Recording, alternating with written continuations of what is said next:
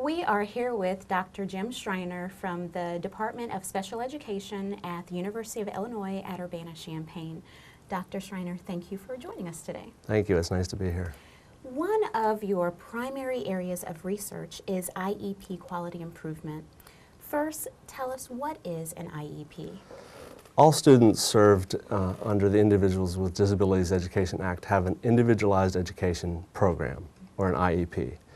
It's a written statement of the services and specially designed instruction that they'll get for a calendar year in the school system. As they begin this process, some parents may feel overwhelmed, scared, or even confused. What advice can you give to parents so they are prepared before going into an IEP meeting? That's a good question. As they begin the process, it's a process for everyone, and that's important to know, that the IEP is both a process, coming up with information and solving problems, and a document. So as part of the process, the most important thing a parent can do in preparation is to supply information. Be proactive in writing down what you know about your child, what his or her strengths are, and make that a written statement if possible. The more information you can provide to the teachers and to the school, the better the services will be. It might be important to think about the student's current IEP, if he or she already has one. What kind of progress are they making? Are they not making progress in certain areas? Are they making progress in others? What are your child's interests? What are their strengths? What are their challenges?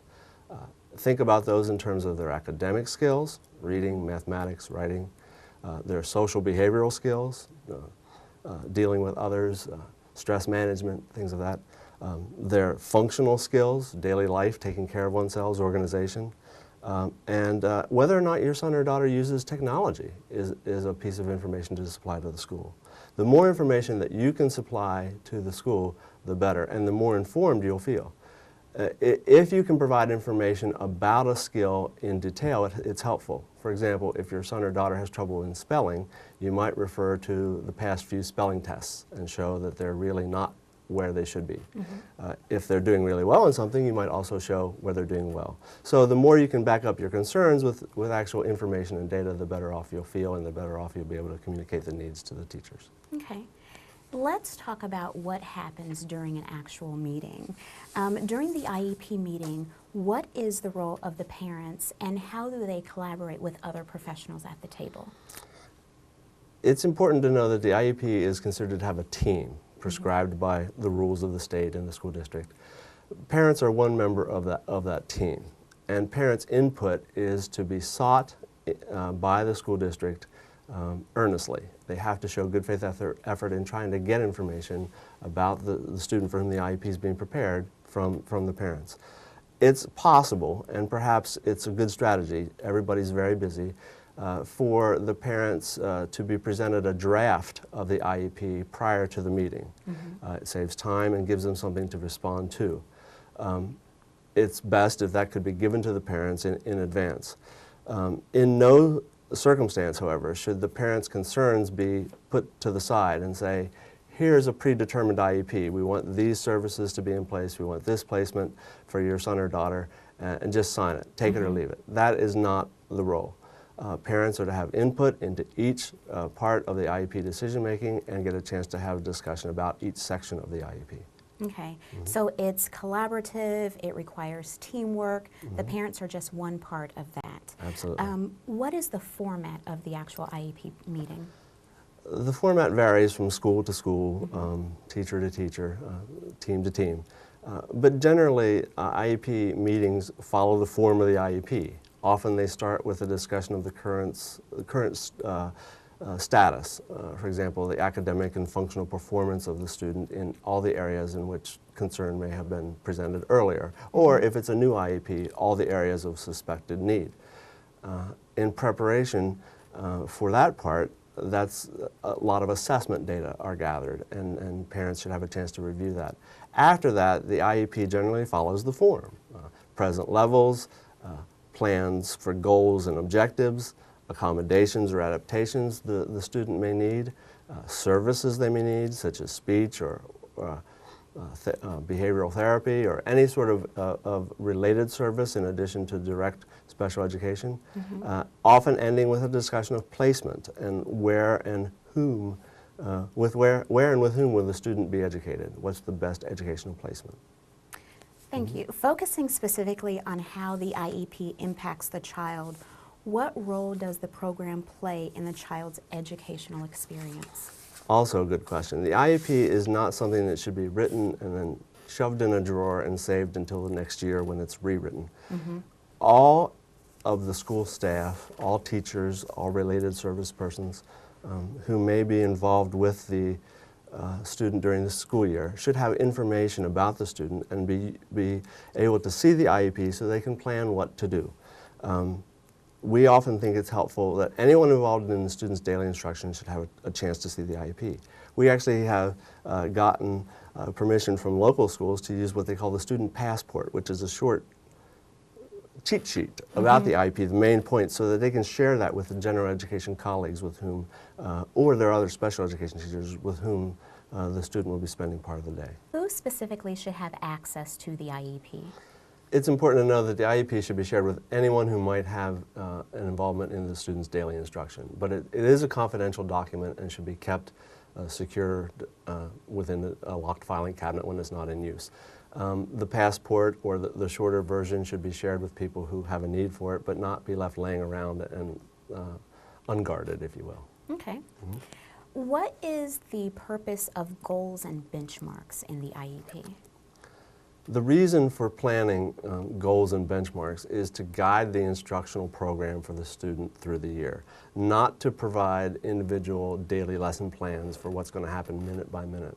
Rather, goals and objectives are written for the areas that require specially designed instruction that will be given through special education services, not for all areas that the student may be receiving instruction during the year. Goals and objectives should be individualized, although they're supposed to reference the state content standards for the content areas and for social emotional learning. They're not to be used as cookie cutters. Oh, this looks like this will fit for Marie, or this looks like it will fit for Jimmy.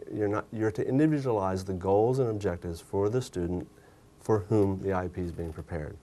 Goals always have three parts: the conditions under which the behavior or learning will occur, the behavior you want to see stated in observable and measurable terms, and the criterion for performance. How good is good enough to know that the student has made this skill an acquisition? How have they mastered the skill? Are they ready to move to the next level? All three parts are important for both goals and objectives. Okay. And focusing on those goals and benchmarks, how can the parents collaborate with the school to aid their child in being successful? Communication, communication, communication. Let the school staff know how best to reach you. Find out how best to reach the school and the teachers with whom your son or daughter is involved. Is it best to contact them before school, during their planning period if they have one, after school? Do they prefer email, telephone, use of the class website or blog? Talk with your child on a daily basis. Find out what's going on. Read the notes and letters sent home. Local schools often have websites, and teachers within the schools have websites for their own classes and caseloads. Look at those often. Send notes to your child's teacher. Ask questions. Refer to information specifically as possible, as we talked about earlier. However you can, communicate with the teachers and ask questions.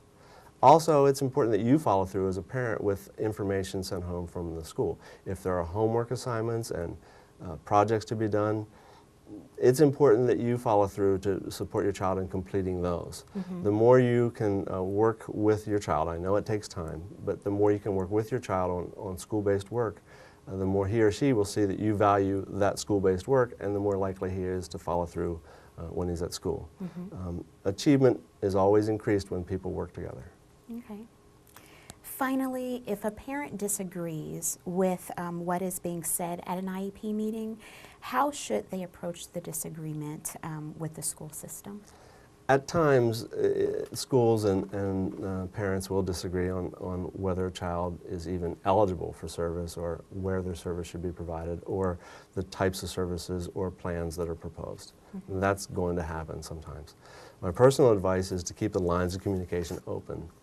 State your concern directly, but respectfully, and often it's a matter of bringing the concern to the attention of people at the school level.